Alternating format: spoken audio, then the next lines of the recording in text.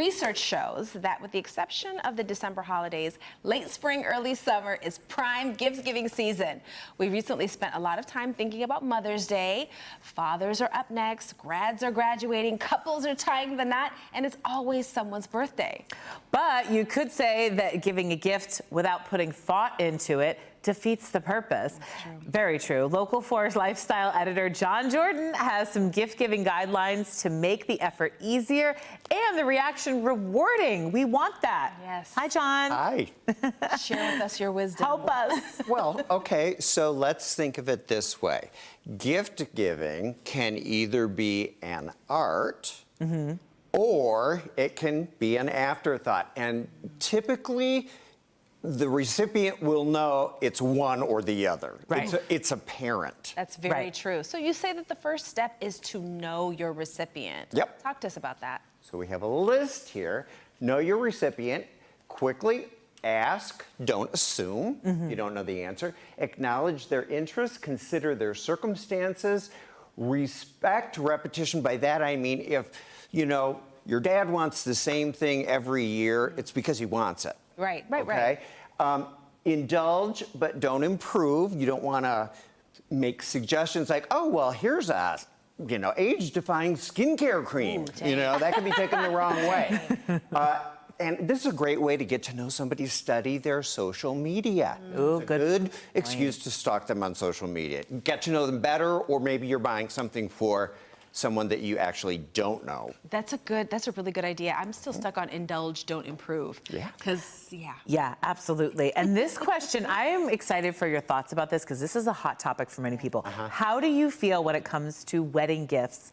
Do you respect the registry and stick to it, or do you go off a little bit? So I think that when it comes to a wedding, typically the bride and groom, or the groom and the bride, or however it pans out, they are setting up a household. They have needs.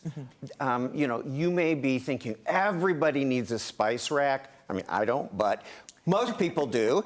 And if you think that, like, you know, country French farmhouse is your aesthetic, but their aesthetic is modern, it's not a good gift. Right. Okay, so that's why registries are important. And even if there's something on there that's too pricey, you can still get a gift card, which we'll talk about, from one of those retailers. I agree. I think you could go off if you really know the person, or it's like a super personal gift for the couple and you know they're going to love it. But then stick to the registry. That's why they have it. That's why they have did the it. work for you, That's right? what they want. Absolutely. Yeah. That's really Yeah. true. So you mentioned it just a second ago, but let's Yeah. talk about gift certificates and gift cards. Does that approach scream afterthought? I say no, but what do you think? Okay, so a gift card, I think, is all about presentation.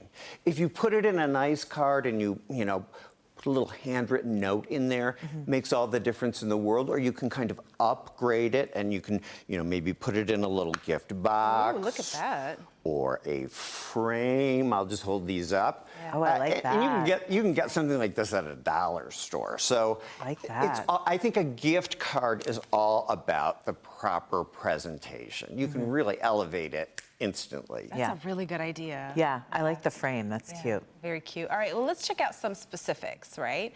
So gift categories to avoid and ones that may be better bets. Talk Okay. to us about these. And I did research on this, so I learned things too. Best to avoid obvious re-gifts. That's a given. Yeah. Clothing, fragrance, novelty or gag gifts, prepackaged gift sets that sort of scream like you didn't make an effort, or donations on behalf. You know, like I made a donation on behalf of you to my 401k. Right. It's not, you know what I mean? It's not a gift. Happy birthday. Okay. But better choices, anything that's monogrammed. Event tickets, original art, heirlooms, they have asterisks. You have to know the person. You have to know their taste.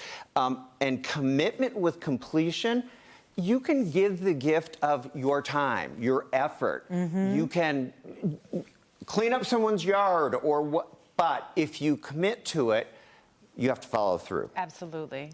Agree. And tell us a little bit about store and stash. What's that about? Good gift givers have a stash. I actually have a small stash, things that I have purchased over the years that I know eventually will become a good gift. And it's also very economical to approach gift giving that way because you can buy things on sale or you can buy things, you know, when you see it, it's like, oh, that makes me think of so-and-so. So being organized is obviously a good way to go through life, but when it comes to gift giving, it really can make a difference. Then you're not like dashing out the door and getting a crappy gift. The gift closet. I have a gift closet because my mom had a gift closet. And you just always have great, and I think it's different than regifting. They're 100% intentional Yes. gifts. Yes. They're Things just that there you know for are you. good stuff. Yeah. I have a friend who had the same, not a closet, you're doing it big. She had like a big tote. Yeah. So every time she would see something lovely, she would just buy it, and you always have something when you have to go to like a dinner party Yes. or it's a birthday or something like that. That's really, I need to get into that. Yeah. Yeah, really good. so, you know, obvious last minute really looks lame, and that's different than last minute lame, Right. Ooh. which is a whole different category. Okay, that's a different segment. John. Minute LeMay. It's great. Yeah, Thank you we so love you. much. That was good. Okay. Can't get enough of him. All right. Next on Live in the D, get ready for an adventure with your pets. Expert advice on what to keep in mind when traveling with your furry friends. Plus, meet this cutie that's looking for their forever home. Oh my goodness. Cutie, right?